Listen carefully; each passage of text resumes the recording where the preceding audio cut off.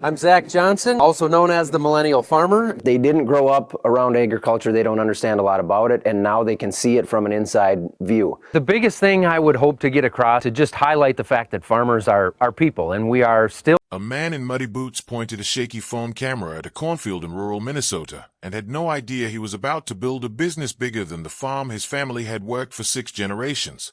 No fancy setup, no script, just a guy trying to prove a point to strangers on the internet. What happened next turned a quiet corn and soybean operation into one of the most recognized names in agriculture. And it started with a single video that earned him less than $100. Stick around, because the real story behind Zach Johnson is far stranger, far harder, and far more emotional than the highlight reel most people have seen. Zach Johnson grew up on a farm outside the small town of Larry, Minnesota, on land his family had worked for generations. His people were Swedish immigrants who settled in west-central Minnesota in the late 1800s, and by the time Zach was born, farming wasn't really a career choice in his household. It was simply the family business, the same way it had been for his father, his grandfather, and the generations before them. Corn and soybeans were the crops. Hard work before sunrise and after sunset was a routine. Nobody in that house was thinking about cameras, subscribers, or sponsorship deals. The plan, as far as anyone could tell, was to keep farming the way the Johnsons had always farmed. By the mid-2010s, Zach found himself increasingly frustrated with how farming was being talked about online. Modern agriculture was routinely painted in a negative light. Comment sections filled up with claims about pesticides poisoning the land, GMOs being dangerous, and large-scale farms not caring about the environment. What bothered Zach wasn't just that the claims felt unfair. It was that the people making them seemed to have no idea what day-to-day farming actually looked like. He and his family drank from wells sitting on that same land. His kids played outside in the same fields people online were describing as poisoned. Farmers weren't some faceless corporate machine to him. They were his neighbors, his relatives, and himself.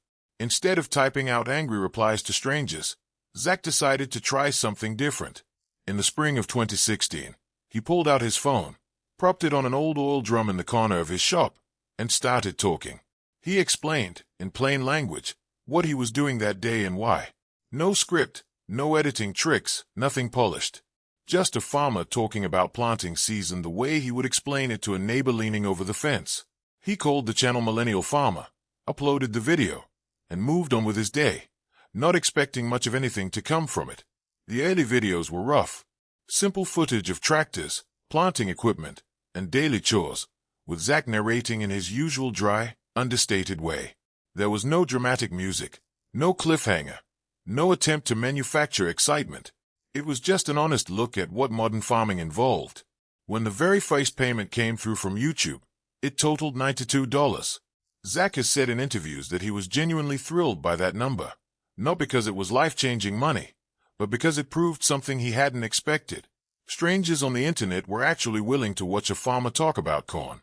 There was no grand strategy behind any of it in those first months. Zach wasn't studying analytics or trying to figure out what topics would perform well. He was simply documenting whatever was happening on the farm that day, whether that meant fixing a piece of equipment, checking soil conditions before planting, or dealing with a breakdown that put the whole schedule behind. Viewers responded to that lack of polish. In a media landscape full of curated, heavily produced content, a farmer talking plainly into a phone camera while standing in a muddy field felt different in a way that was hard to fake. Growth stayed slow and steady for a while. Then, during harvest season in the fall of 2017, something shifted.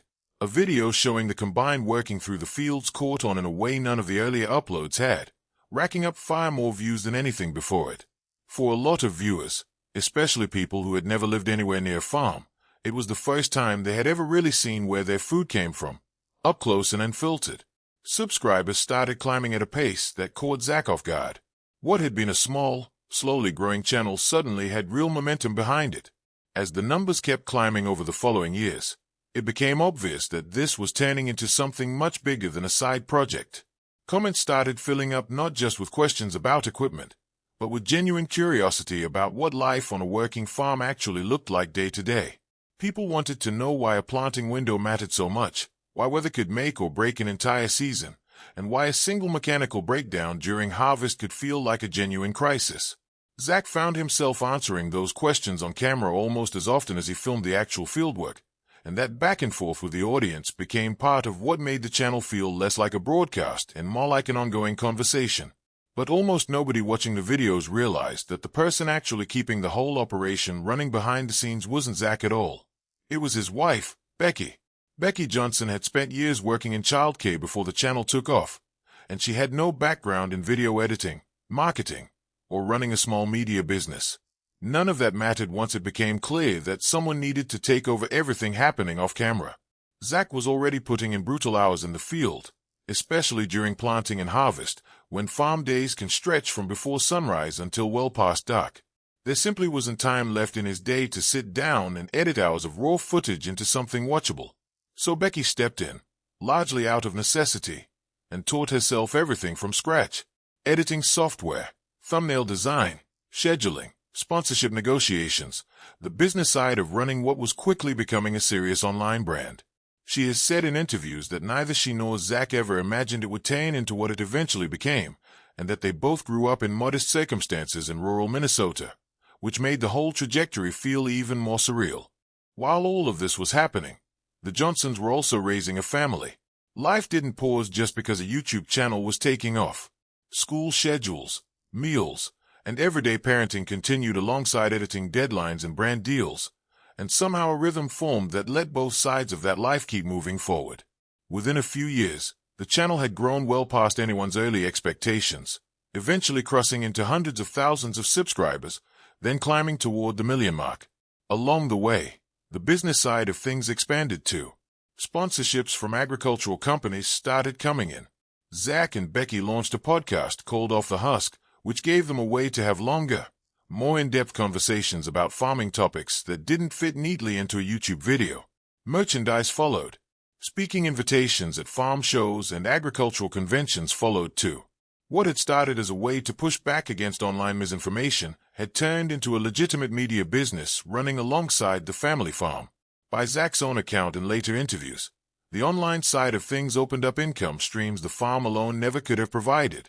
That's a meaningful shift for a family that had spent generations relying entirely on crop yields and market prices, both of which can swing wildly from one season to the next based on weather, fuel costs, and global commodity markets that a single farm has zero control over. Having a second, more predictable source of income changed the financial calculus for the whole operation in ways that went beyond simple profit.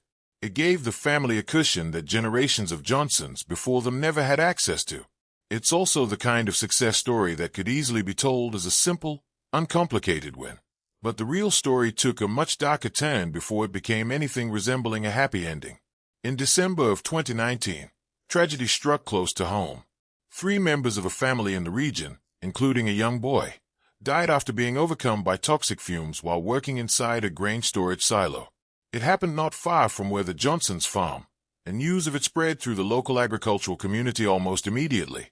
Local volunteer firefighters attempted a rescue but didn't have the specialized equipment needed to safely reach the victims in time. It was the kind of loss that didn't just affect one family. It rippled outward through neighbors, first responders, and farmers across the entire region who understood, maybe better than anyone, how quickly a routine task on a farm can turn fatal. Minnesota, along with neighboring North Dakota, has for years reported some of the highest numbers of grain bin-related deaths in the country. For a lot of rural fire departments, these emergencies aren't rare, once-in-a-career events. They are a recurring risk that volunteer crews often have to face without the rescue tubes, tripods, and specialized gear that professional urban departments take for granted. That gap between the danger farmers face and the resources available to rescue them had existed for years. It just hadn't been something most people outside agriculture ever thought about. For Zach and Becky, the tragedy hit close enough to home that it became impossible to ignore. Using the platform and audience they had built, they started a nonprofit called Harvest Outreach, focused specifically on grain bin safety education and funding rescue equipment for volunteer fire departments that couldn't otherwise afford it. Rather than just posting about the issue and moving on, they used their built-in audience to run real fundraising campaigns, and the response from viewers was significant. Donations helped equip volunteer departments across multiple states with the specialized tools needed to actually perform a safe rescue, along with training to use that equipment properly. It's the kind of project that turns an online following into something with a direct, measurable impact on people's lives. And it's a part of the story that a lot of shorter recaps skip over entirely in favor of focusing on subscriber counts and brand deals. What makes that response especially notable is that grain bin safety isn't a flashy or particularly viral topic on its own. It's technical, it's grim, and it doesn't naturally lend itself to the kind of content that usually performs well on social media. Getting an online audience to care enough to actually donate toward rescue tubes and specialized training for volunteer fire departments hundreds of miles away took more than just posting about it once. It meant returning to the topic repeatedly, explaining exactly how the equipment worked, and being honest on camera about how close to home the original tragedy had hit. That willingness to sit with a hard, uncomfortable subject instead of moving on to something lighter says a lot about what the channel had become by that point. It wasn't just entertainment anymore. It carried real weight for the communities watching it, behind the public fundraising and the steady stream of new uploads. Though, Zach has been fairly open in interviews about a quieter, more personal struggle that came with all of this success. Farming had always been the core of his identity. It was supposed to be the thing that stayed constant, the through line connecting him to generations of Johnsons before him. But running a media business alongside a working farm meant more meetings, more travel, more sponsorship calls, and more time spent thinking about content instead of crops. There were stretches where the demands of managing an online brand pulled real attention away from the fields that the entire channel was supposed to be about in the first place. That tension never fully disappeared, even as the channel kept growing. Zach's father continued running much of the day-to-day farm work, which helped make it possible for Zach to balance both roles, but it also meant leaning on family in a way that wasn't part of the original plan. There's also a real, practical anxiety that comes with building a business on a platform you don't control. Algorithm changes, shifting audience habits, or a sudden drop in engagement could meaningfully affect income in a way that owning farmland simply doesn't. Unlike a crop in the ground, an audience online can shrink or disappear with very little warning, and that uncertainty has been something the Johnsons have had to factor into how they think about the future of the business. Even with those pressures, the channel kept expanding in ways that went well beyond what anyone would have predicted from those first shaky videos filmed on an oil drum. Millennial Farmer eventually became the most watched farming channel on YouTube, racking up hundreds of millions of lifetime views. What made the numbers especially interesting is who was actually watching. A large share of the audience turned out to be people with no direct connection to farming at all. City and suburban viewers who had never set foot on a working farm made up a significant portion of the regular audience, drawn in by simple curiosity about where their food actually comes from.